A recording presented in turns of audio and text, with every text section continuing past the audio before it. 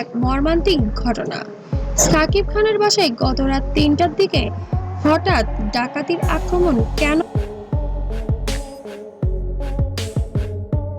হলো, কি কারণে হলো, সবটাই জানাবো আজকের এই ভিডিওতে। ততক্ষণ সাথেই থাকবেন, আমরা জানাবো কিভাবে হলো এই বিষয়গুলো। হঠাৎ করে রাত ৩টার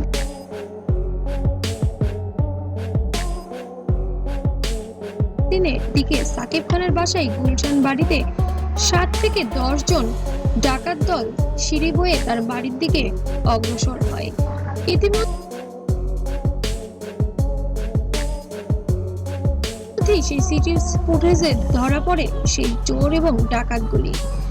দেহরক্ষীরা সবাই দ্রুত চলে আসে সেগুলো আটকাতে এবং মুহূর্তের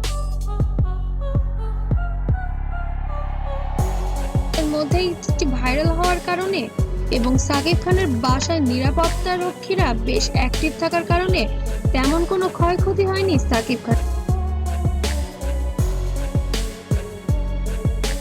খানের বাড়িতে। তবে সবাই আন্দাজ করতে পারছে এটি কোনো পরিকল্পিত কিছু হতে পারে।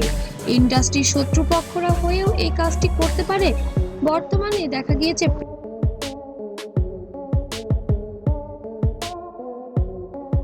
প্রিন্স সিনেমা নিয়ে বেশ বিভ্রান্তির পরিস্থিতিতে পড়তে হয়েছিল সাকিব খানকে।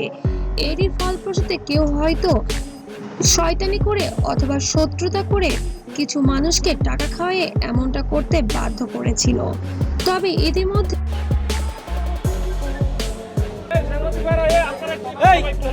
রাজধানীর ডিসি মাসুদ বিষয়টিকে বেশ পর্যবেক্ষণ করছেন এবং অপরাধীদের ধরারও চেষ্টা করছেন। তবে সাকিব খান এই বিষয় নিয়ে এখনো নিশ্চুপ আছে। তবে সিসি ফুটেজটি মুহূর্তের মধ্যেই ভাইরাল হয়ে গিয়েছে সোশ্যাল মিডিয়ায়। তবে